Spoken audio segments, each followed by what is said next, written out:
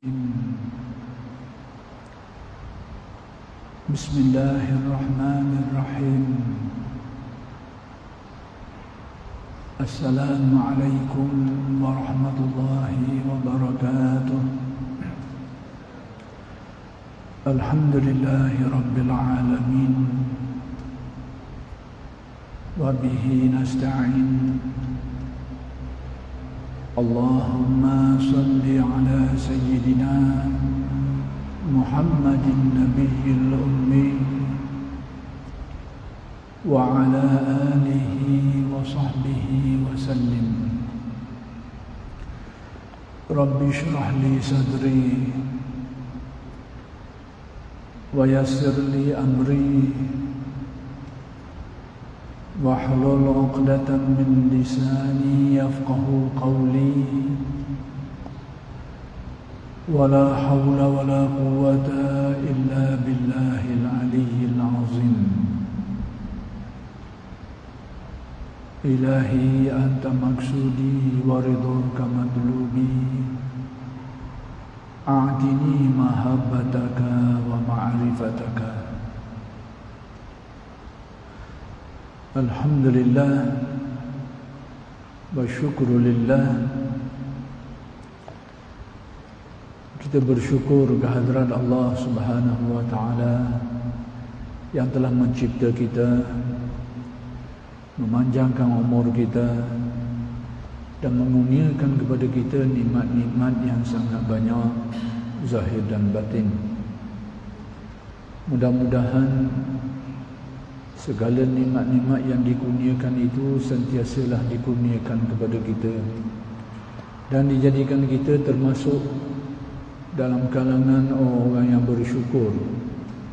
Mudah-mudahan dengan berkat syukur Allah Subhanahu wa taala menambahkan lagi nikmat kurniaannya kepada kita sebagaimana yang dijanjikan.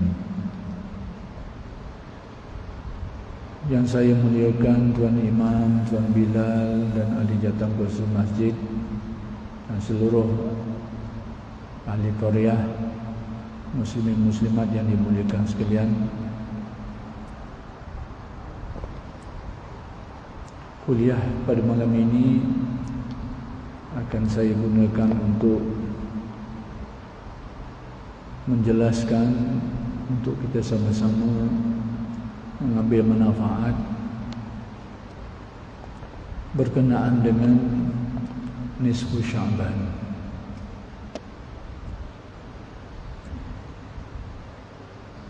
Menjadi kebiasaan dalam kalangan masyarakat kita sejak dari dulu sampai sekarang, bila sampainya nisfu Sya'ban ini atau separuh dari Sya'ban itu, mereka akan melaksanakan beberapa bentuk amal ibadah, antaranya membaca Yasin. Baca Yasin, ada yang membacanya sekali, ada yang membacanya 3 kali dan sebagainya. Ada yang menghayatinya dengan cara-cara yang lain lagi, seperti melaksanakan solat nisfu Sya'ban dan bermacam-macam bentuk penghayatan malam nisfu Sya'ban. Dan perkara ini sudah menjadi suatu amalan yang diamalkan oleh masyarakat Islam kita sejak dari dulu lagi. Cuma akhir-akhir ini timbul suara-suara, timbul pandangan-pandangan yang menyatakan bahawa amalan ini adalah amalan bid'ah. Bid'ah dengan arti perkara yang tidak boleh dilaksanakan, perkara yang buruk, perkara yang dilarang, yang tidak boleh kita laksanakan. Jadi sebenarnya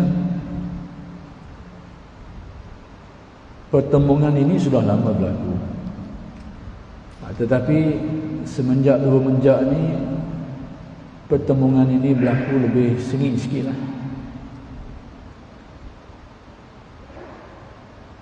Bila kita dengar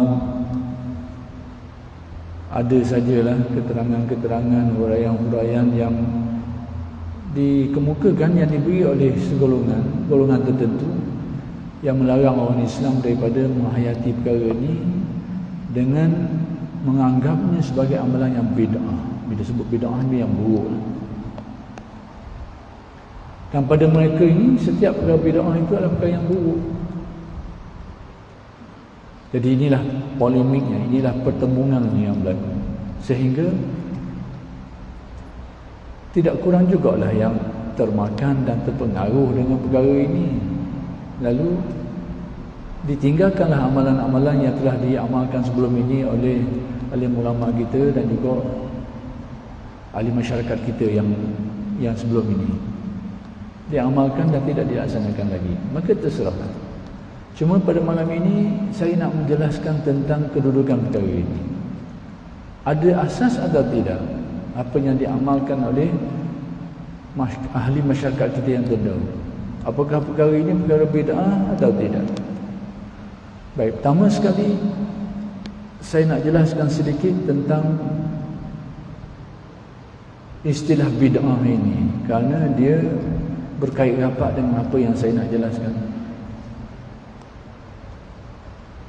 Bid'ah ini dalam pemikiran ulama-ulama Ahlus Sunnah wal Jamaah. Ini saya sebut dalam pemikiran Ahlus Sunnah wal Jamaah, ulama-ulama ini.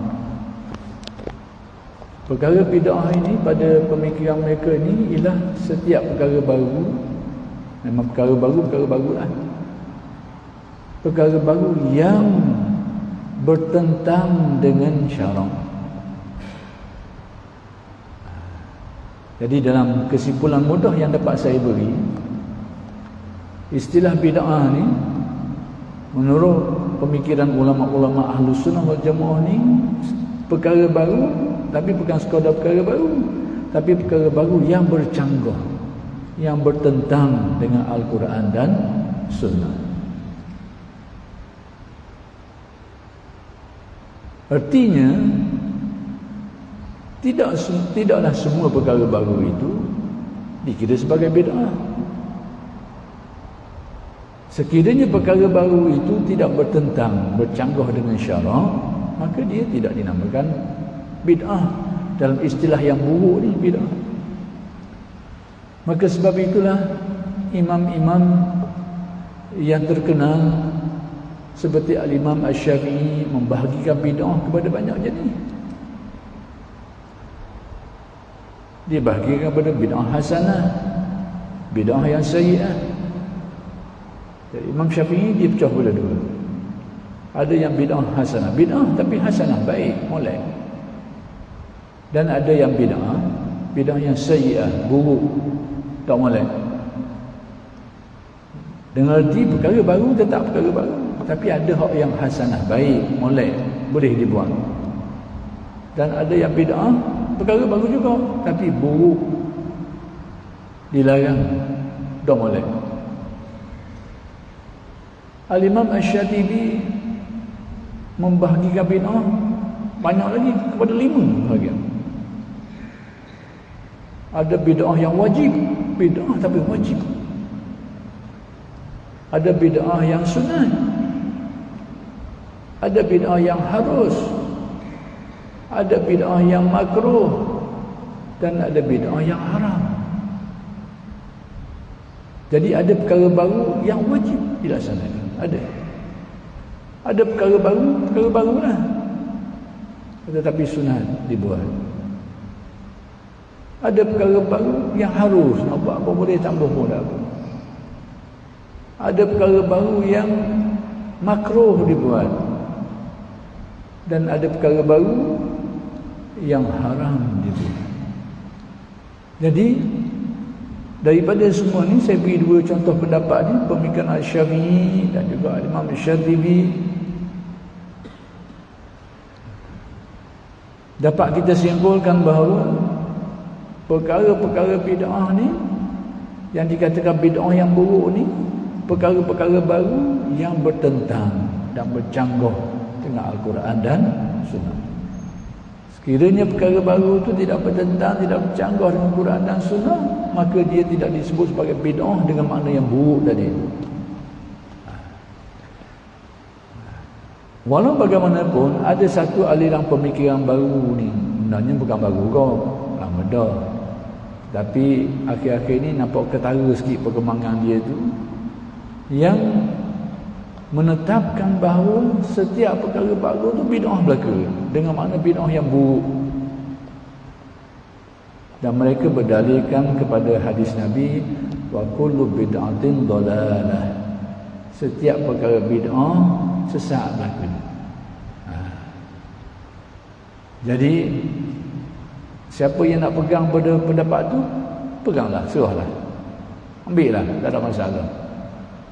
Tetapi kita berpegang dengan apa yang dipedomankan oleh ulama-ulama besar seperti Imam Syafi'i dan sebagainya yang saya sebut tadi tu, bahawa mereka menyatakan kepada kita bahawa perkara baru ni, bid'ah ni tidak semuanya buruk.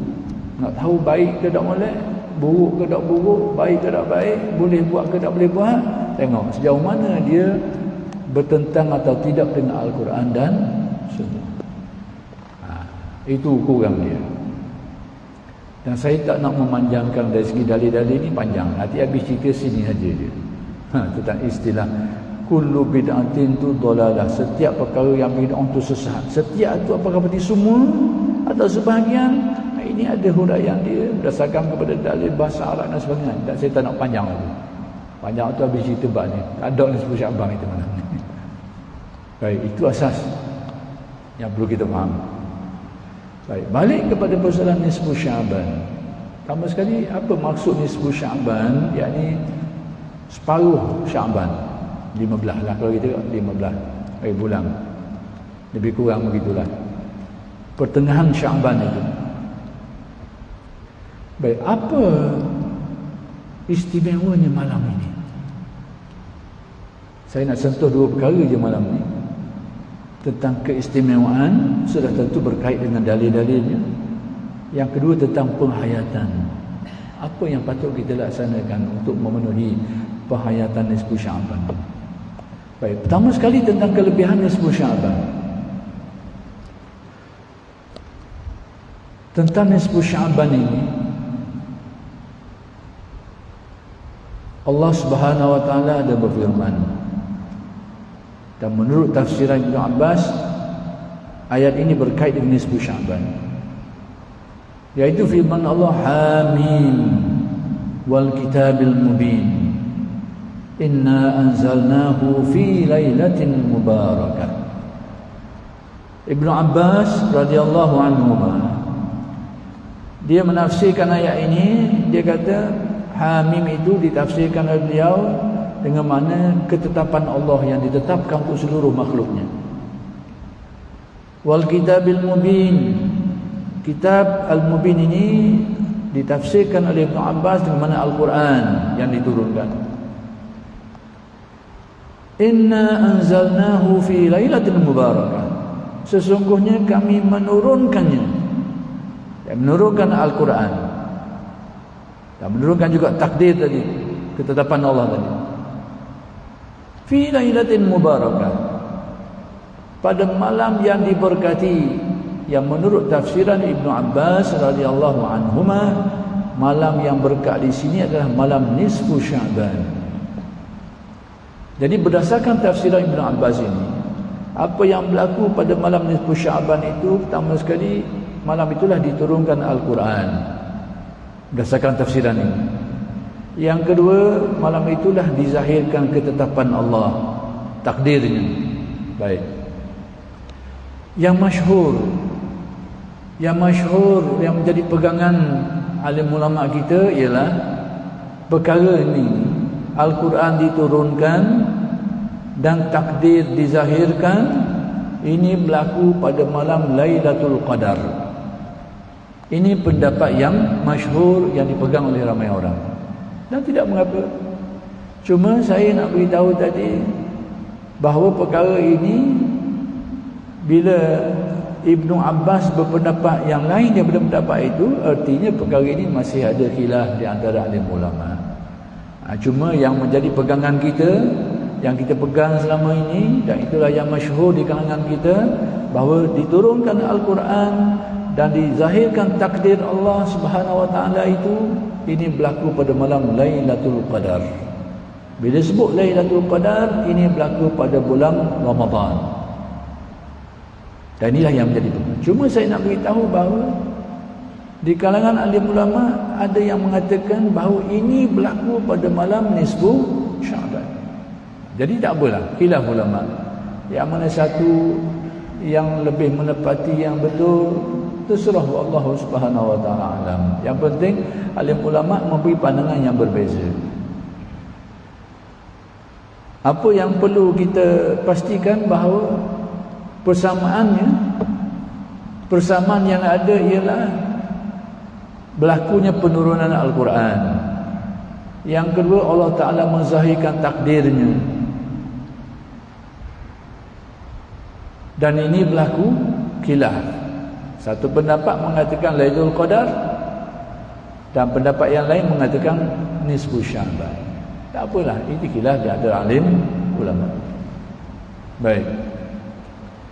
Jadi berdasarkan salah satu pendapat ini, berdasarkan pendapat salah satu tadi itu, antara kelebihan nisfu Syaban berdasarkan pendapat tadi itu, bahawa dia adalah malam yang diturunkan padanya Al-Quran dan takdir.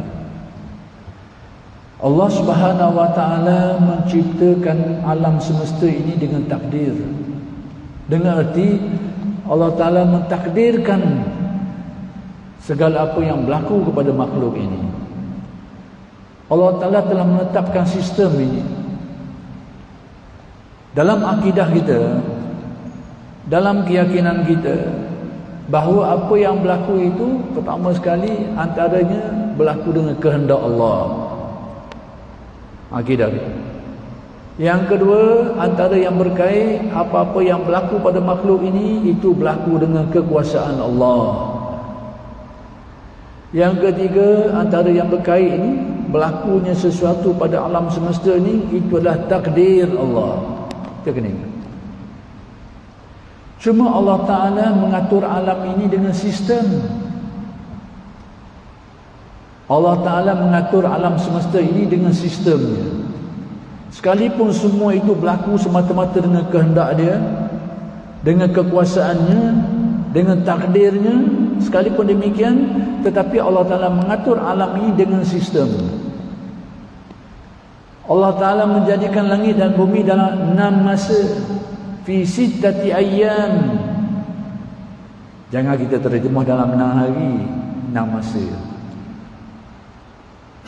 Tapi dari secara zahirnya, dari segi perkataannya boleh je. Ayyam, yaum, hari maksudnya. Tak apalah. Tapi jangan salah tafsir pula. Ada setengah orang dia gunakan ayat ni nak buat kalender baru. Ada setengah golongan dia gunakan ayat ini untuk mencipta satu kalender baru. Apa benda kalender baru dia tu? Seminggu ni ada 6 hari je. Kita ada 7 hari.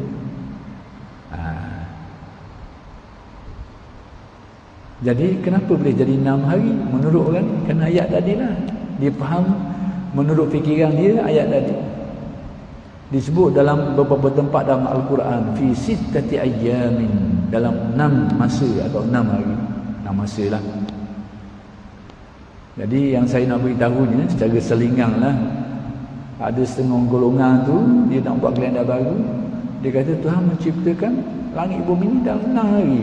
Jadi kalendernya 6, Ahad, Isnin, Selasa, Rabu, Khamis, Jumaat tak ada, Sabtu lalu. Dia buang masa. Sebab apa hilang sejumaat ni? Dia kata Jumaat ni bukan bilangan, Jumaat ni berkumpul. Ahad memang makna 1, Isnin memang makna 2 bahasa Arab. Selasa Salasah 3, Rabu Arba'ah 4, hari Khamis memang Khamis tu makna 5, Jumaat berkumpul, Sabtu Sittah 6. Jadi Jumaat tu bukan hari. Jadi kalender baru yang disebut ni 6 hari seminggu. Lagi sama kalender ni. Dan yang sebut kalender ni tak jauh dari tempat ni. Tidak jauh. Tak apalah yang tu.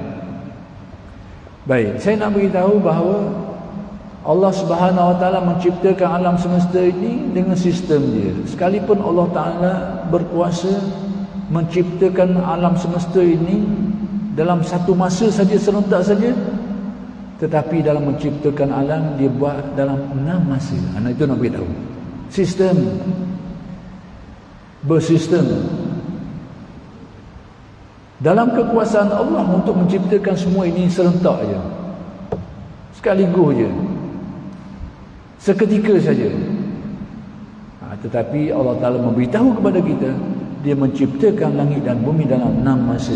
Nak beritahu Allah Ta'ala menzahirkan sistem.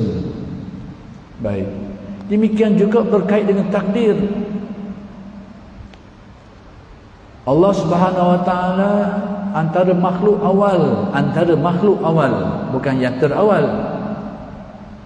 Antara makhluk awal yang diciptakan oleh Allah Subhanahu Wa Taala adalah qalam dan lauh mahfuz.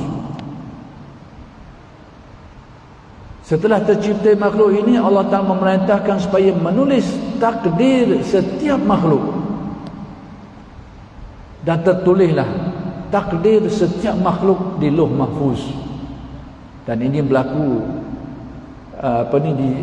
di peringkat awal penciptaan alam semesta ini. Baik. Kemudian ulama-ulama usuluddin telah membahagikan takdir ini kepada 2. Satu yang mereka namakan sebagai takdir yang mu'allaq, takdir yang terikat, yang bergantung dengan sebab musabab. Itu saya nak kait bahawa Allah Ta'ala menciptakan alam ini dengan sistem. Yang kedua, takdir yang mubram, takdir yang ditetapkan, yang pasti terjadi tanpa berkaitan dengan sebab musabab. Baik. Takdir yang mubram ini, itulah takdir yang merupakan sesuatu yang menjadi rahsia Allah. Tak ada orang tahu takdir ini. Takdir yang pasti, tak akan berubah sedikit pun. Dan dia adalah rahsia. Jadi bila sebut takdir yang mubram ni, takdir yang pertama sekali adalah rahsia Allah. Tak ada orang tahu takdir ini. Yang kedua, dia tak akan berubah dalam takdir ini. Apa yang ditetapkan, itulah yang akan terjadi. Tidak akan ada perubahan pada takdir ini. Jadi rahsia. Kemudian takdir yang mu'allaq. Takdir inilah yang Allah Ta'ala kaitkan dia dengan undang-undang sebab musabab ini, sistemnya. Ini sistem Allah Ta'ala mengatur. Allah Ta'ala mentakdirkan alam semesta ini ada kaitan dengan sebab musabab.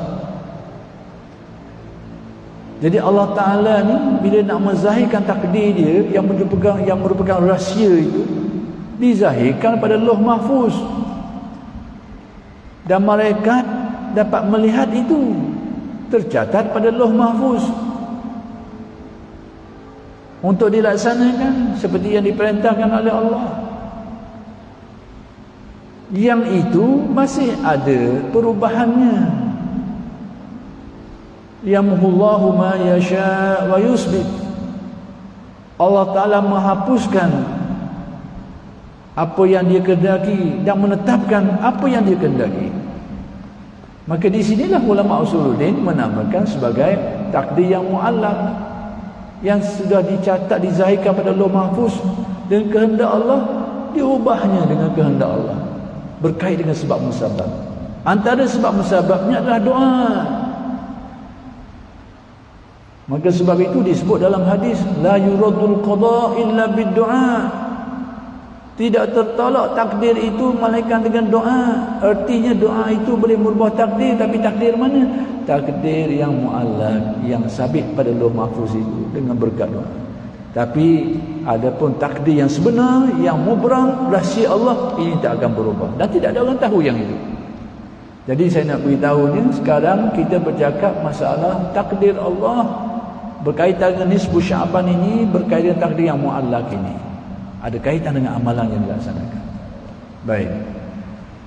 Jadi balik kepada nisfu Syaban, berdasarkan pendapat yang disebut oleh Ibn Abbas tadi, maka takdir Allah itu yang dizahirkan itu berlaku pada malam nisfu Syaban.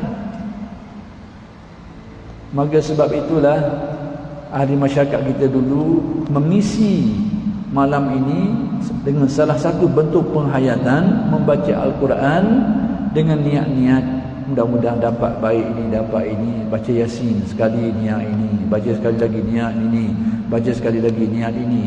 Tak ada mengapa, tak ada masalah. Kerana mereka faham, mungkin mereka berpegang kepada pendapat yang dikemukakan tadi, bahawa berlakunya pertukaran takdir ini pada malam ini. Dan takdir boleh berubah, macam saya kata tadi lah. Takdir yang mubram itu rahsia Allah, tak akan berubah, tak ada orang tahu. Tapi Allah Ta'ala mengatur alam ini dengan sistem, dengan sebab-musababnya, undang-undang alamnya, undang-undang sunnatullahnya, dengan sebab-musababnya, dengan doa-doanya. Itulah bahagian kita yang Allah Ta'ala perintahkan kita supaya mengusahakan itu. Kalau kita menghendaki suatu takdir yang baik, berdoalah menjadi sebab kepada kebaikan itu. Sedangkan hakikat sebenarnya kita tidak tahu, serah kepada Allah.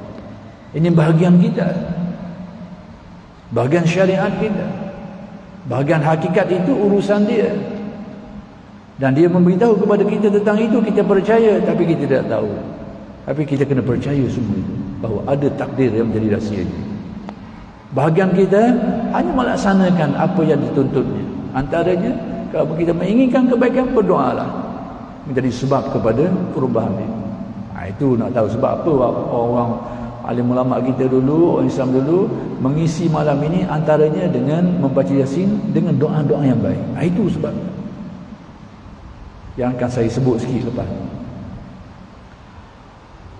Baik, kemudian seterusnya,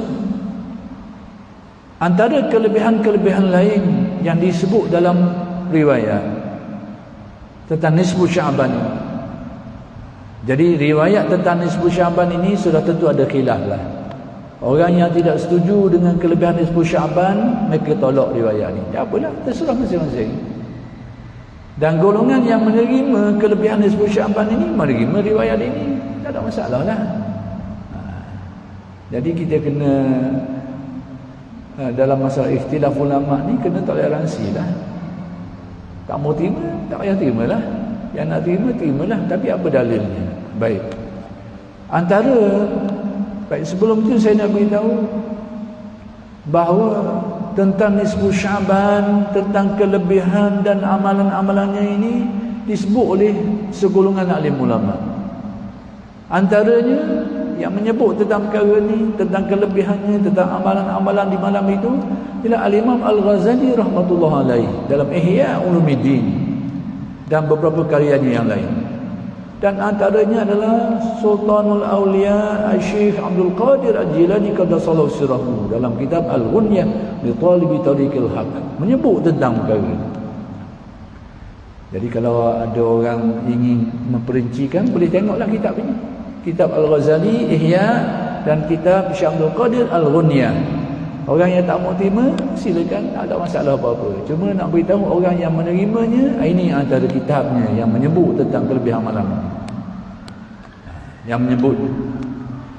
Baik, antara yang diriwayatkan berkenaan kelebihan malam nisfu Syaban ini, iaitu pada malam nisfu Syaban ini Allah Subhanahu wa taala melihat kepada makhluknya, atla'a ala khalqi, melihat kepada makhluknya, yakni dengan memerhati, dengan maksud memerhati di sini dengan makna memberikan pengkhususan rahmat, mengkhususkan rahmat, melihat kepada makhluknya lalu memberi keampunan kepada orang-orang yang beriman. Jadi Allah Ta'ala melihat secara khusus bila pada malam nisfu Syaban, lalu dia memberi keampunan kepada orang-orang yang beriman, kecuali ada 4 golongan yang tidak mendapat keampunan ini. Pertama sekali, musyrik, orang yang mensyirikkan Allah, orang yang mensekutukan Allah dengan sesuatu yang lain dalam keyakinan akidah tauhidnya.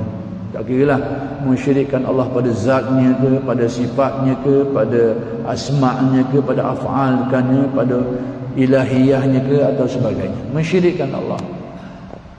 Ini yang dikecualikan daripada mendapat pengampunan pada malam nisfu Syaban. Yang kedua, musyahin. Musyahin ini orang yang bermusuh-musuhan, berbenci-bencian dan bermusuh-musuhan. Mereka juga tidak mendapat kelebihan ini pada malam nisfu Syaban. Yang ketiga,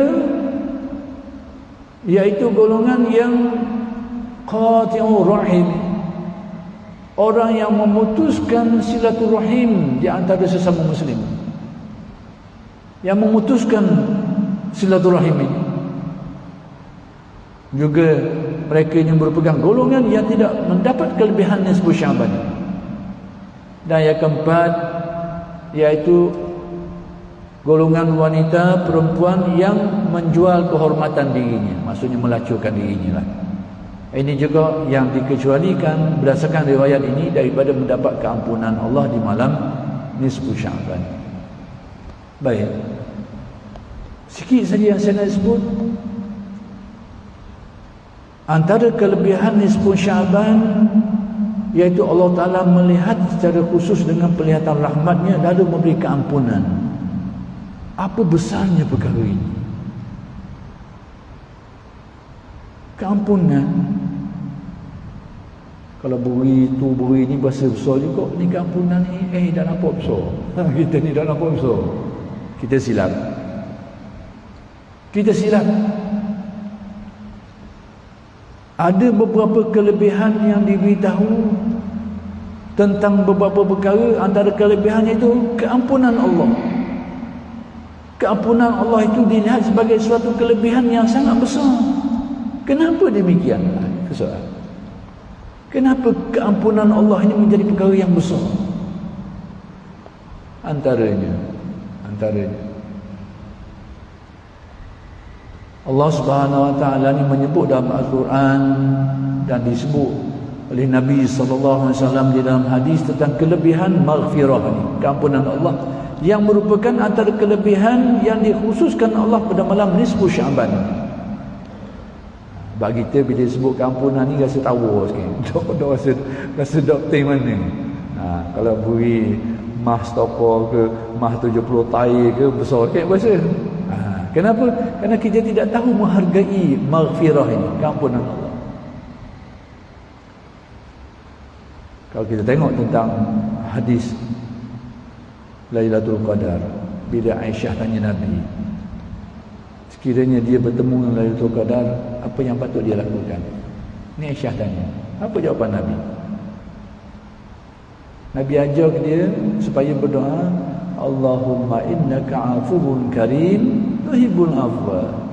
Wahai Tuhanku, Engkau lah yang Maha Pemaaf, yang Maha Pengampun, ampunlah aku, maafkanlah aku. Malam yang besar seperti itu Nabi ajar macam tu. Artinya apa? Maghfirah itu perkara yang sangat berharga dalam hidup kita ini. Sangat berharga. Antaranya keampunan Allah ini menjadi sebab Allah Ta'ala menyisihkan bala, bencana dan musibah. Antara sebab, wa ma kana Allahu liyu'adzibahum wa anta fihim. Allah Ta'ala itu tidak mengazabkan mereka sedangkan engkau wahai Muhammad ada bersama dengan mereka itu. Wa ma kana Allahu mu'adzibahum wa hum yastaghfirun.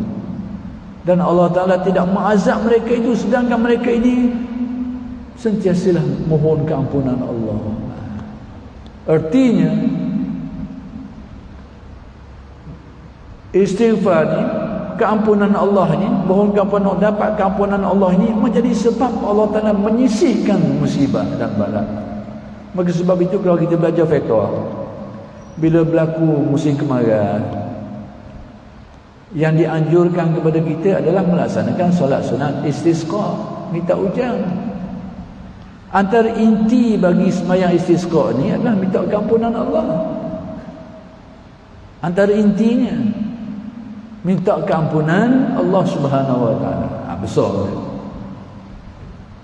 selagi saya nak kabur. Apa harganya maghfirah, keampunan Allah yang merupakan kelebihan pada malam nisfu Syaban, yang mana Allah Ta'ala memberikan kepada golongan mukmin dan tidak memberi kepada 4 golongan yang disebutkan tadi. Antaranya yang disebut oleh Nabi, bahawa mohon keampunan Allah ini, minta maghfirah, keampunan Allah Ta'ala ini menjadi sebab Allah Ta'ala membuka pintu-pintu berkat dan kebaikan. Di dalam hadis Nabi menyebut, man lazama al-istighfara ja'alallahu lahu min kulli dhiqin makhraja wa razaqahu min haitsu la yahtasib. Sesiapa yang melazimi istighfar, maknanya membiasakan diri minta maghfirah, minta keampunan Allah, Allahumma ghfirli, Allahumma ghfirli, dalam apa-apa bentuk pun membiasakan diri minta keampunan Allah. Man lazama al-istighfar ja'alallahu lahu min kulli dhiqin makhraja. Allah Ta'ala menjadikan baginya jalan keluar daripada kesempitan. Masalah, kesempitan, halangan akan diberi jalan keluar dengan berkat melazimi istighfar ni. Sentiasa mohon, orang yang melazimi mohon maghfirah, keampunan Allah. Kemudian wa razaqahu min haitsu la yahtasib. Bagi orang yang melazimi mohon maghfirah ni, mohon keampunan Allah ni, istighfar ni, minta keampunan Allah ini, Allah Ta'ala akan memberi rizki kepadanya dengan cara jalan yang dia tidak sangka-sangka, yang tidak terduga, yang tidak terbayang, tak terfikir oleh dia. Jadi kita lihat perkara-perkara ini bukan perkara kecil. Dia macam pelak kereta jugalah, nampak kecil tapi tak ada dia, kereta tak gerak. Tak ada 2000 cc ke 3000 cc ke, tak ada ni, nampak je tolaklah kereta tu. Sama juga maghfirah ni macam tu juga, dia menjadi sebab kepada kebaikan yang sangat banyak. Maka sebab itulah antara kelebihan yang dinyatakan Allah pada malam nisfu Syaban, mendapat keampunan Allah. Baik. Kemudian antara perkara lain yang disebut tentang nisfu Syaban ini ialah tentang selain daripada maghfirah, mendapat keampunan Allah ni, iaitu mustajab doa. Ada riwayat menyebut, sekalipun dipertikaikan tentang kekuatan dan kesohihannya itu, tak apalah, itu biasalah, iaitu pada malam nisfu Syaban Allah Ta'ala turun ke langit dunia. 1/3 Allah Ta'ala turun ke langit dunia, sebagaimana hadis yang lain yang menyebut bahawa 1/3 malam yang terakhir itu Allah Ta'ala turun ke langit dunia. Maka dalam kes ini, pada malam nisfu Syaban Allah Ta'ala turun ke langit dunia. Yang ini jangan difahami seperti yang kita faham pada makhluk. Ini satu masalah lagi. Yang dimaksudkan dengan turun ke langit dunia ini menurut faham, menurut faham berdasarkan kefahaman Ahlus Sunnah wal Jamaah, bahawa yang turun itu adalah rahmatnya. Adapun keampunannya, rahmatnya, istijabahnya dan makna-makna yang seumpama dengannya. Jangan sampai ada di antara kita ni memahami Tuhan diri dia tu turun daripada atas turun ke bawah. Dan ada orang yang faham macam ni sekarang. Dan bukan sekarang, sejak dari dulu lagi. Turun daripada atas turun ke bawah, sehingga orang tanya dah atas ni kosong. Kosong. Jangan pakai buah-buah sesat, fikiran-fikiran yang menyesatkan ini. Jangan pakai yang ini. Jadi yang turun itu menurut tafsiran, berdasarkan tafsiran Ahlus Sunnah wal Jamaah, rahmatnya ataupun mustajab, istijabah. Dan itulah yang ingin saya sebut, bahawa antara kelebihan-kelebihan nisfu Syaban adalah malam yang mustajab doanya. Manusia ada 2 hari raya. 2 hari raya. Hari Raya Fitrah dan Hari Raya Adha. Ini bagi manusia. Tetapi para malaikat ada 2 malam raya. Sebab malaikat tak tidur malam. Itu siang, itu tidur malam. Jadi orang muslimin ni, umat muslimin ada 2 hari raya, tapi malaikat ada 2 malam raya. Apa malam raya malaikat? Pertama sekali malam Lailatul Qadar. Yang kedua malam Nisfu Sya'ban. Inilah malam hari raya bagi para malaikat. Kena ingat itu. Malam hari raya bagi para malaikat. Salah satunya Nisfu Sya'ban. Jadi maka sebab itulah saya nak beritahu dari segi penghayatannya. Dari segi penghayatannya, yang penting pertama sekali memang ada riwayat yang menyatakan tentang kelebihan Nisfu Sya'ban. Sekalipun dipertikaikan orang, itu terserahlah. Yang tak nak menerima kelebihan ini dan riwayatnya itu, serahlah. Cuma segolongan alim ulama, dan itulah yang menjadi pegangan saya dan sebahagian yang lain lah, bahawa Nisfu Sya'ban ini ada kelebihannya dan ada riwayat yang menyebut tentangnya. Tinggal lagi sekarang persoalannya, apa bentuk penghayatan Nisfu Sya'ban? Nak menghayatinya dengan apa? Jadi kita diberitahu tentang kelebihan Nisfu Sya'ban dan tidak dinyatakan secara jelas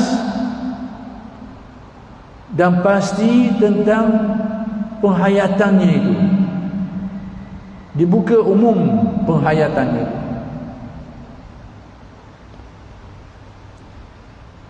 Jadi terserah kepada kita untuk mengisinya. Yang penting kita tahu malam itu ada kelebihannya. Antaranya tadi, Allah Ta'ala melihat secara khusus dengan pandangan rahmatnya dan memberi keampunan. Yang kedua, mustajabnya doa. Selain daripada kelebihan-kelebihan tadi berdasarkan pendapat-pendapat yang saya nyatakan tadi. Ada kelebihannya. Tapi perhayatannya bagaimana, terserah. Berarti kita boleh saja menghayatinya dengan cara membanyakkan solat. Boleh, solat-solat sunat. Kita boleh menghayatinya dengan cara membaca Al-Quran. Boleh, tak ada masalah. Kita boleh menghayatinya dengan cara bertazkirah, memperbanyakkan tazkirah. Itu pun boleh, tak ada masalah. Ada setengah orang bila baca Yasin dia kata tak boleh bid'ah. Dia buat tazkirah, tazkirah pun Nabi dah ajar. Bid'ah sama-sama bid'ah. Atas mana dia tak ada belaka zaman Nabi. Saya nak beri contoh sikit, selingan sajalah. Ada orang marah kita ni nak bulan Ramadan dah ni. Di tempat kita ni selalunya melaksanakan solat tarawih diselangi dengan bacaan-bacaan selawat dan bacaan-bacaan lain antara rakaat-rakaat tu. Maka timbul satu aliran baru sekarang ni, bid'ah. Lalu itu kau benda, itu kau dengan selawat, dan itu kau dengan ceramah. Dah bila Nabi ajar ceramah antara sembahyang tarawih? 2 kali 5 je tak. Nak kabarnya gaya memikir yang sakit. Kita duk kata orang dah betul, kita buat benda dah betul menurut apa yang kita kata juga. Kita kata benda tu Nabi tak buat, kita pun buat benda hak yang Nabi tak buat. Buat benda super juga. Hak tu lihat. Itu panjang cerita, tak apalah. Selingang je. Sikit lagi. Tak panjang sangat, sikit lagi dah. Jadi kita boleh menghayatinya dengan cara-cara yang bermacam-macam. Dengan cara bersedekah. Boleh pada malam itu kita cari orang, bagi sedekah orang, bagi cari orang yang memerlukan. Boleh perbanyakkan. Apa saja kebaikan-kebaikan boleh digunakan dalam rangka untuk menghayati Nisfu Sya'ban. Berzikir boleh. Malah apa-apa zikir yang kita tahu, perbanyakkan pada malam itu boleh, tak ada masalah. Cuma saya nak beritahu yang menjadi kebiasaan dalam masyarakat kita yang saya sebut sikit tadi dah. Kenapa segolongan ahli masyarakat kita mengisi malam Nisfu Sya'ban dengan bacaan Yasin? Dari segi boleh tak boleh? Boleh. Atas pandangan ini boleh. Hak kata tak boleh tu kau dah dia lah. Sebab apa? Kerana Dia termasuk sebagai amalan-amalan soleh yang boleh digunakan untuk menghidupkan nisfu Syaban. Tak kira nak baca Quran ke, nak semayang ke, nak sedekah ke, nak berzikir ke anda. Jadi kalau orang nak baca Quran, boleh. Kemudian nak baca Quran pula, Quran tu satu Quran banyak. Nak pilih surah Yasin pun boleh. Nak pilih surah Sajdah boleh. Nak pilih surah Mulk pun boleh. Nak pilih surah Lazim boleh. Terserah. Cuma nak beritahu kenapa masyarakat kita, ulama-ulama kita mengajarkan ahli masyarakat baca Yasin. Nak khabar sebab apa? Sebab apa? Pertama sekali, berkait dengan malam nisfu Syaban itu, dia ada kaitan dengan istijabah, mustajab yang saya katakan tadi. Mustajab doa. Apa kaitan Yasin dengan mustajab ni, doa ni? Apa kaitan? Kerana ada riwayat menyebut bahawa orang yang baca Yasin ini adalah menurut niat yang diniatkannya. Maksudnya kalau kita ada niat tertentu kita baca Yasin, insya-Allah mustajab niat kita itu. Jadi ulama-ulama kita dulu mengajarkan orang membaca Yasin nisfu Syaban kerana berdasarkan prinsip kelebihan Yasin ini sebagai salah satu amalan yang membawa kepada mustajab yang doa. Mustajab doa. Lebih-lebih lagi, Yasin itu statusnya adalah qalbul Quran. Dia adalah seumpama hati, qalbu bagi Al-Quran. Kalau kita tahu manusia ni, qalbu jantung kita ni sebagai teras lah, sebagai ibu lah. Maka Al-Quran itu, terasnya itu, qalbunya itu adalah Yasin. Jadi sebab itulah alim ulama kita dulu, mereka mentradisikan benda ni, mensunnahkan hasanah benda ni, mensunnahkan benda ni, baca Yasin tadi atas dasar tadi. Kerana ada riwayat yang menyebut bahawa orang yang baca Yasin itu adalah menurut apa yang diniatkan. Maksudnya kelebihan antara kelebihan Yasin ni, mustajab doa berdasarkan niat orang yang membacanya tu. Lalu dibacalah Yasin. Sebab itu ulama kita ajar baca Yasin kali pertama niat ni. Sekali tu mungkin masih panjang lagi kot. Mungkin isyak lambat, baca kali kedua pula, tambah niat lagi. Baca kali ketiga. Nak baca sekali pun tak ada masalah. Cuma dibaca 3 kali tu tadi lah, mungkin waktu tadi tu kita panjang. Dia ulang-ulang kita, itu tak ada masalah. Jadi perbuatan ini pertama sekali dia bukanlah perkara yang dianggap sebagai bercanggah dengan syarak. Baca Quran ada larangan? Tak ada. Ada khabar mesti masa ni? Tak ada. Berarti dia perintah yang umum. Berarti boleh nak baca malam Jumaat ke, malam Rabu ke, malam Khamis ke, kat mana orang lah. Perintah yang umum. Baik, nak baca Quran, dia ditetapkan kena baca surah ni, tak ada. Jadi kalau orang pilih baca Yasin, baca dah, tak ada masalah. Baca surah ni, baca lah, tak ada masalah. Tak ada masalah, boleh berlaku. Cuma jangan menetapkan malam ni mesti baca surah Yasin kerana ditetapkan macam tu, baru tak boleh. Tapi kalau kita nak baca dalam keadaan termasuk di perintah umum, perintah menghidupkan nisfu Syaban, ada kelebihan menghidupkan nisfu Syaban. Kemudian nak hidupkan cara apa? Antara amal soleh. Amal soleh tu banyak, antaranya baca Quran. Quran tu panjang, banyak, antaranya surah Yasin. Kita nak baca ni, silakan, tak ada masalah. Atas kefahaman itu tak ada masalah, buatlah. Yang kedua, ini akhir malam ni lah, antara penghayatan khususnya yang ada dalil, sekalipun ada ikhtilaf, ada percanggahan di antara alim ulama, ialah menghayati nisfu Syaban dengan solat sunat nisfu Syaban yang dikenali sebagai solat al-bara'ah. Ini menjadi khilaf antara ulama. Solat ini seperti yang diriwayatkan, ini disebut oleh Imam Ghazali dalam Ihya, disebut oleh Al-Jilani dalam Ghunyahnya. Sama ada nak semayang 100 rakaat pun boleh, 10 rakaat pun boleh, 2 rakaat pun boleh. Terserah masing-masing lah. Cuma secara khususnya 100 rakaat tadi tu mereka laksanakan yang sempurnanya. 100 rakaat, setiap rakaat mereka membaca selepas Al-Fatihah mereka baca 10 kali suratul Ikhlas untuk sempurna. Kalau daurah tempat taga tu buat qada-qada yang mampu. Daurah 100 buat 10, daurah 10 buat 2. Mana lah. Baik. Tentang dalil. Memang ini masalah khilaf. Ini yang terakhir malam ni saya nak jelaskan. Ini masalah khilaf. Tapi ada dalilnya. Baik. Orang yang mengatakan sembahyang ini ghairu masyru' ada. Tak mengapa.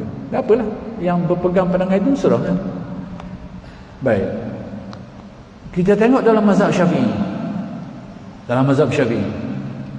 Dalam mazhab Syafi'i, antara tokoh-tokoh ulama yang menyebut tentang solat ini adalah Al-Imam An-Nawawi rahmatullah alaihi dalam majmu'nya, dan menganggap solat ini sebagai tidak ada solat ini. Pendapat Al-Imam An-Nawawi, solat 100 rakaat ini, solat bara'ah ini tidak ada, tidak ghairu masyru', bukan benda yang disyariatkan. Itu pendapat Al-Imam An-Nawawi rahmatullah alaihi. Al-Imam Al-Ghazali, demikian juga Syekh Abdul Qadir, berpandangan sembahyang ini ada asalnya, ada sandaran dia, dan dia masyru', dia antara ibadah yang disyariatkan. Baik. Siapa Imam Nawawi, siapa Imam Ghazali? Dua-dua ni merupakan ulama besar dalam mazhab Asy-Syafi'i. Al-Imam Al-Ghazali kurung yang kelima Hijriah. Al-Imam An-Nawawi kurung ke-8 Kedian sikit. Syekh Abdul Qadir kurung yang ke-6 lambat sikit.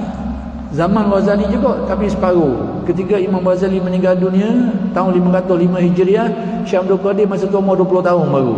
Jadi selisih. Tiga orang ni ulama besar belaka.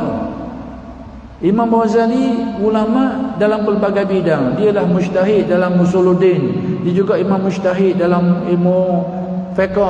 Dia juga mujtahid dalam ilmu tasawuf, Imam Ghazali. Tetapi kemasyhuran dia dalam ilmu tasawuf, kemasyhuran dia. Tapi dia dalam fiqh Syafi'i merupakan mujtahid muqayyad. Sudah mencapai tahap mujtahid tetapi terikat dengan mazhab Syafi'i. Al-Imam An-Nawawi rahimahullah pun macam tu juga. Dia mujtahid, ahli ijtihad sampai ke tahap mujtahid dah. Tapi mujtahid muqayyad yang terikat dengan mazhab Syafi'i. Syekh Abdul Qadir mujtahid dalam dua mazhab. Dalam fiqh dia mujtahid dalam dua mazhab. Mazhab Hambali dan mazhab Asy-Syafi'i. Sebab tu Syekh Abdul Qadir ni memberi fatwa dalam dua mazhab, Syafi'i dan juga Hambali. Dua ni menyatakan solat nisfu Sya'ban ini disyariatkan, masyru'. Al-Imam Nawawi kata dah. Kenapa jadi macam tu? Wallahu a'lam. Dua-dua ni merupakan alim ulama belaka. Persoalan ini ada orang telah mengemukakan pertanyaan ini kepada Darul Ifta' di Mesir tentang isu ini. Dan ulama-ulama Mesir setelah membuat kajian, mereka mendapati akhir sekali kesimpulan mudahnya, mereka menyatakan solat nisfu Sya'ban ada asalnya dalam mazhab Syafi'i. Ada asalnya. Itu yang dipetuakan oleh Darul Ifta' Mesir. Maka terserah. Cuma saya nak beritahu tadi. Nanti bila kita dengar ada orang kata dalam masyarakat kita ada segolongan yang melaksanakan solat ini, solat 100 rakaat ini. Siapa dengar betul-betul. Tak apalah. Tapi yang buat itu mereka faham benda-benda macam ni. Tapi dalam masa yang sama ada yang tidak menerima sembahyang ni. Tak apalah, tak menerima sudahlah. Tapi hak yang berat sikit membid'ahkan apa yang menjadi khilaf di antara ulama, itu berat sikit. Kalau tak buat, jangan buat. Buatlah dengan benda yang lain. Tetapi yang lebih malang lagi, yang berat lagi, nisfu Sya'ban tu sendiri tak ada kelebihan apa-apa. Ini berat nanam. Ini berat nanam. Kalau dia kata kelebihan, tapi nak buat, nak isi apa pun, terserah masing-masing. Jadi itu saja yang saya dapat saya jelaskan berkaitan dengan nisfu Sya'ban ini. tentang kelebihan dia dan pengisiannya. Mudah-mudahan Allah Subhanahu Wa Taala memberi kekuatan kepada kita untuk menghayati agamanya dengan baik. Dan satu lagi yang saya terlupa nak jelaskan, bahawa antara perkara yang berlaku pada nisfu Syaban ini adalah pertukaran catatan, iaitu pada malam inilah dizahirkan catatan. Contohnya orang yang akan mati tahun ni, senarai namanya timbul pada malam itu, pada malam nisfu Syaban. Orang yang akan mati tahun akan datang tu, terbit senarai pada malam itu. Maka sebab itulah alim ulama kita atas jalan ikhtiar dan usaha mereka berdoa pada malam itu supaya dipanjangkan umur dalam kebaikan. Mudah-mudahan mustajab doa. Itu tujuan. Maka sekadar itu saja Alhamdulillah yang dapat saya jelaskan. Mudah-mudahan yang sedikit ini memberi manfaat kepada kita semua. Aku qouli hadza wa astaghfirullahalazim li wa lakum. Assalamualaikum warahmatullahi wabarakatuh.